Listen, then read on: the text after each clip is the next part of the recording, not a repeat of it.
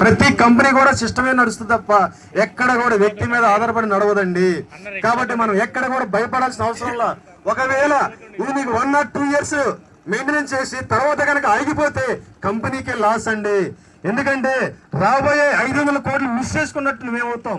ఇంత ఆదాయం ఎక్కడ రాదు. కాబట్టి అవసరమైన ఎంత ఇబ్బంది పడైనా సరే మెయింటెనెన్స్ చేస్తాం తప్ప ఎక్కడ కూడా రాజీ పడము. కాబట్టి మీరు ధైర్యంగా ఎక్కడ కూడా భయపడాల్సిన అవసరం లేదు. మీరు ఎంత ఉన్నట్టు మీ స్తోమత తగ్గట్టు ఎంత ఉన్నా పర్వాలేదండి. ఈరోజు చిన్న ఎగ్జాంపుల్ చెప్తా అండి. మీరు కస్టమర్గా మీరు నెలకి ₹1,00,000 సంపాదించి మహా అయితే సంవత్సరానికి ఒక 10 లక్షలు సంపాదించగలుగుతాడు. దీంట్లో ఖర్చులన్నీ పోను మహా అయితే 3 లక్షలు 4 లక్షలు మిగులుతాయి. 17 సంవత్సరాలు మీరు కూడబెట్టినా కూడా ₹1,00,00,000 రావు. వాస్తవా కాదా? టోటల్ మీరు కూడబెడదామన్నా కూడా ₹1,00,00,000 మిగలవు. కానీ ఇక్కడ ఒక మీరంటూ ₹8 లక్షల కనుక మీరు తీసుకోగలిగితే సుమారు మీకు 12 ఏళ్ళ 15 లోపు మీకు 100% నేను చెప్తున్న ₹1,00,00,000 తగ్గకుండా గ్యారంటీ ఇన్కమ్ వస్తుంది. ఇంకేం కావాలండి సార్?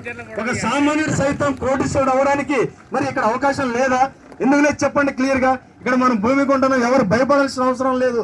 మన సీసీ కెమెరాలో చెక్ చేసుకోవచ్చు ఎప్పటికప్పుడు. మన భూమి దగ్గర దూరం అనేది ఎప్పుడు కూడా మనం ఆలోచించవచ్చు.